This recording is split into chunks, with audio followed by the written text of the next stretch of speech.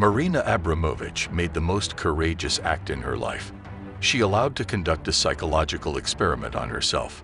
The girl wanted to demonstrate how much people can stop controlling themselves when no one forbids them anything.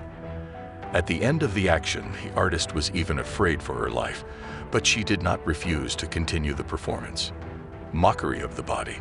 Marina was born in Yugoslavia, and her parents were partisans. Her mother did not show proper care and did not even hug her daughter. She said that she did not want to spoil the child. Much cared about the girl only her grandmother. So Abramovich became the one who conducted a psychological study, not being a certified doctor. The girl moved to Italy to Naples and became an artist. In the 1960s, it was popular to use the human body as works of art. Then Abramovich came up with a new performance art. The artist herself wanted to become a painting and an object of study. In 1974, Marina had an idea. 6 hours she had to stand still, and other people could do what they wanted. The girl suggested that guests use 72 objects from harmless bread and grates to a gun with a single bullet. The audience was not limited in anything, and Marina had to endure all the tests. Called the performance Rhythm Zero, the researchers wrote.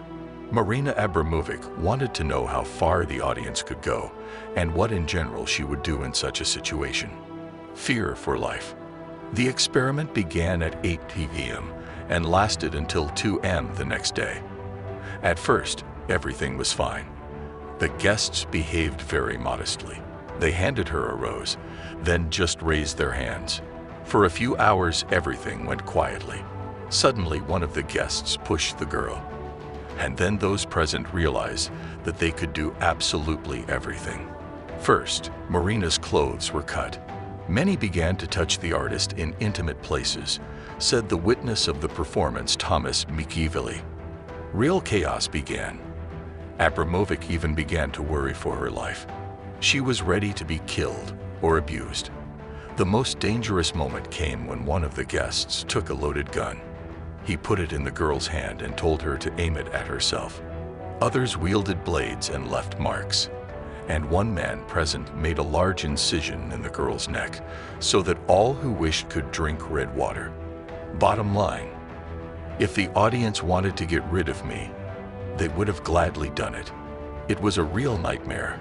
They cut off my clothes, poked me with rose thorns, and even threatened me with a gun. It was an inexpressible atmosphere of aggression. The feeling that all their beastly gut was poured into the light, said Abramovich. Several times the girl wanted to end the experiment, but held on. At 2 a.m., Marina moved towards the audience. When those present realized that the action is over, many of them simply ran away. Others began to look shamefully at the floor and could not utter a word.